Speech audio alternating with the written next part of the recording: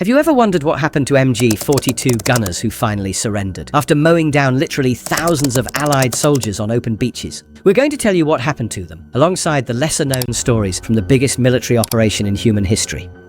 So let's first set the stage.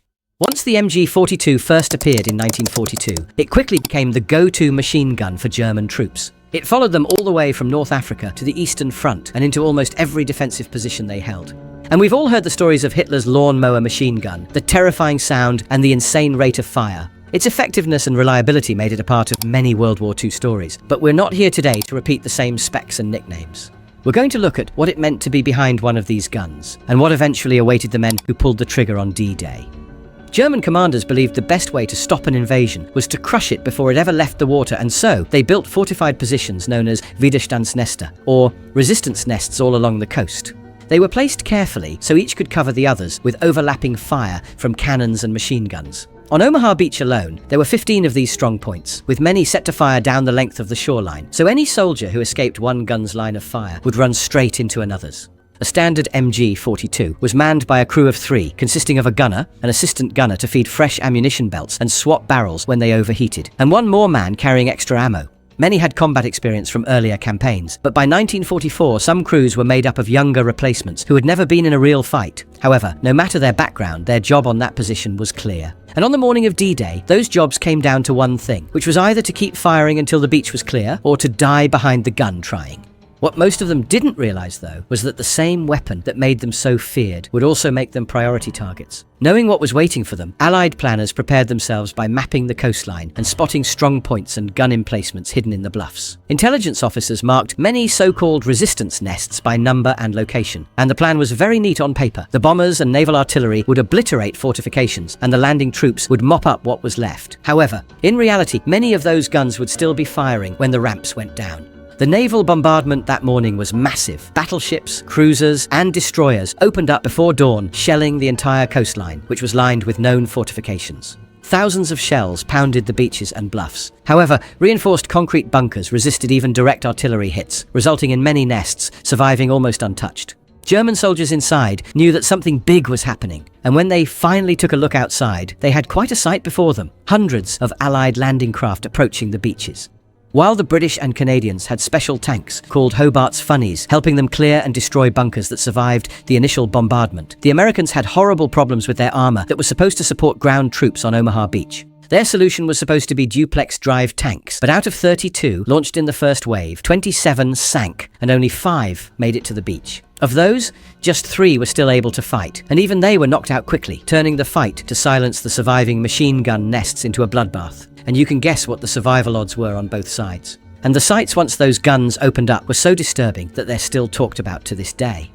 What significantly increased the effectiveness of German MG crews were the tactics they had applied. One common one was what they called mowing the grass, where they often aimed low to hit legs and knock soldiers down. Wounded men would then draw medics and friends trying to help, which meant more targets for the gunner and more casualties for the enemy. Different types of tricks were used, and surprisingly, many of them worked. For example, one gun might fire tracer rounds high, making it look like the shots were off target, while another hidden gun fired at the real killing height. It was a simple tactic, but it fooled enough soldiers to have them killed, and it caught plenty of them off guard. Once the first waves hit the beach, textbook plans fell apart and casualties were mounting fast. Small groups of soldiers began to move on their own initiative, using whatever cover they could find. On an open beach, however, options were very limited, and tank traps, shell holes, and even the dead were some of them. Allied training had warned them to attack during the MG42's brief pauses for reloading or barrel changes, and some officers yelled for men to sprint forward in those few precious seconds. One sergeant gathered a small team and a bazooka to take on WN-61, a strong point pouring fire across the sand. They destroyed a 50mm anti-tank gun, supporting the machine guns first, and then pushed up to silence the MG42 gunners one by one. In close fighting around the bunkers, they killed 7 defenders and destroyed 2 gun positions, all while losing just 1 man and having 1 wounded in the process. That single action eased the pressure on that part of the beach and opened a path inland. However, all across Omaha, rangers, engineers and infantrymen inched forward under fire for hours, desperately trying to reach the bunkers. At Dog White, rangers stormed a strong point under smoke and silenced its guns, while on Easy Red sector on Omaha Beach, engineers cleared obstacles and opened a path for troops to climb the bluffs and outflank the gunners that held them pinned down for hours.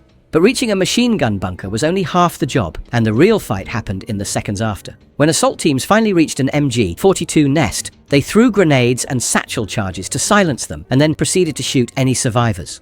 Once they got close enough, a couple of flamethrowers would burn the bunkers down and neutralize the nest. After finally breaking through and taking over the beach, some German gunners, wounded or out of ammunition, finally surrendered. But having caused so many casualties to the Allies, and with adrenaline pumping through the roof, not everybody's surrender was accepted. By early afternoon, the tide had turned. Pockets of US infantry and engineers had fought their way to the bluffs and knocked out or bypassed the remaining nests. An after-action report from Omaha said that the high ground was taken solely through the plain, undaunted heroism of the infantry and their engineers, after the pre-landing bombardment had failed. Once the MG42s were knocked out, the change was immediate. With the beach exits open, armor and reinforcements finally had a chance to move inland, and the German line lost the firepower it depended on most. The isolated, secured positions were connected together, and the invasion rolled forward. German MG42 crews fought on in Normandy's hedgerows, but never again in such concentrated positions, and never again with the chance to stop the Allied advance in a single day. On June 6th, the MG42 had done all it could, and the disturbing stories of young men on both sides, caught in one of the deadliest mornings in history, will stay around forever. For the Allied infantry, facing an MG42 was absolute horror. Many of the soldiers in the first wave were fresh out of training and had never been under real fire. Long before they saw the beach, they could already hear the weapon's distinctive rattle, a tearing, continuous sound that some said reminded them of ripping canvas or a chainsaw cutting through wood. Veterans later admitted the sound alone could freeze your blood, leaving you rooted to the spot like a deer caught in headlights. When the landing craft ramps dropped, the instinct was to hit the sand and stay there. One US squad leader recalled yelling at his men to keep moving if they want to live, which was the only way to shake them out of the paralysis under a rain of bullets.